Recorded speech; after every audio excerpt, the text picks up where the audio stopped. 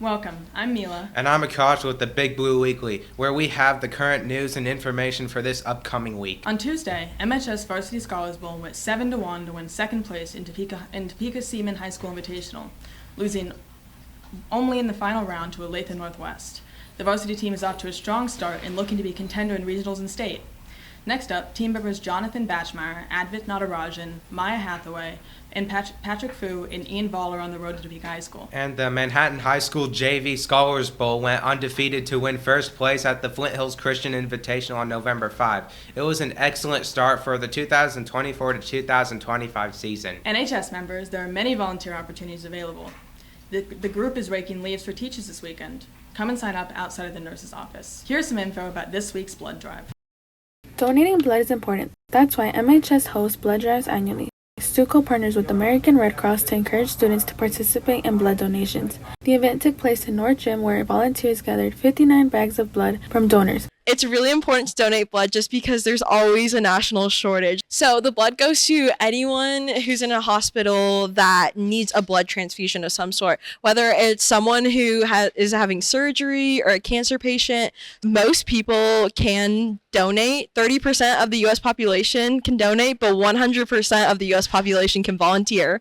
This was my fourth time. My first two times donating were not successful, but the last two times have been great. And so today was... It was a great experience. Giving blood was really great, and I know it's a big help for a lot of people. So we will have another blood drive in April, so people can be on the lookout for that. The good comes back to you, and the blood is truly changing someone's life. This has been Mari Hernandez with Big Blue Weekly. Thanks, Mary. MHS alumni Wesley Garibay, an entrepreneur who owns several businesses in Manhattan, will be presenting about his business experience in the library Wednesday, November 20, from 9:35 to 9:55 a.m. Come listen to his tips. FCCLA will be holding a Friendsgiving Wednesday, November 20th with free food, drinks, and socializing. Bring a side dish or donation for the Flint Hills Bread Basket. RSVP via QR code. Flint Hills Bread Basket, we're a nonprofit food organization in Manhattan that is focused on bringing people together who need food resources. Yeah. So we look for opportunities to bring food into our collection point here at the main center at the Bread Basket, and then we want to safely sort it, store it, and then distribute it, whether it's to people here at our on-site location or to our partners. So donations come from a lot of different directions. Donations will come through food drives, so maybe a church, school, business, the high school. If you're going to any of the drama productions, they always do bring a donation for the bread basket, and you'll get a discount on your ticket price. So those things then collect wherever it is that the organization is doing it. And then donations can make it from that organization to us in kind of two directions. We've got the resource of a nice box truck and pickup trucks and transportation. So if a group is doing a drive, they can coordinate with us to come pick it up, or they would bring it here and then donate it here on site. Our volunteers are on a pretty regular schedule of when they're working. And our guests, like most of us, we have a shopping day. You have a day of the week where it fits. And so a lot of times our guests fall into a routine where they're shopping on the same day that a certain volunteer is there. And it's just like at school or any place else, when you're gone for a few days, how does it feel when somebody says, I missed you, where were you last week? I wanted to see you. How's your mom doing? Or how's that cough? It's the whole point. The whole purpose is to be a community. And now, here's an update on MHS sports.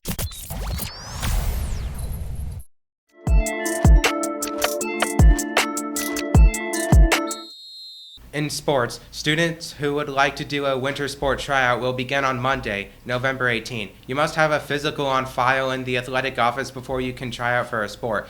If you turned one in already for a fall sport, you do not need another one. Tryout information will be posted online and in the athletic office. If you are unsure if you have a physical on file, please stop by the athletic office and check with Mrs. Wilson. Boys basketball tryouts begin on Monday, 3:10 for freshmen and 5:30 for JV varsity in the South Gym. You must have a physical packet turned into an athletic office prior to trying out. Any girls interested in trying out for basketball need to stop by E156 to sign up and get information from Coach Mall. The Dazzling Blues dance team is headed to the Acacia State Dance Competition on Friday, November 22nd. They will compete in the Game Day Showcase against 20 other 6A dance teams in Kansas. This will be the second year that the dance team has competed in this competition. Come out to Topeka's Stormont Vale Event Center to cheer on your Dazzling Blues. The team performs at 2:45. Admission is $11 for students. There will be a dedicated fan section on our floor for when the team is performing. Follow the Dazzling Blues Instagram for more information at MHS Dazzling Blues.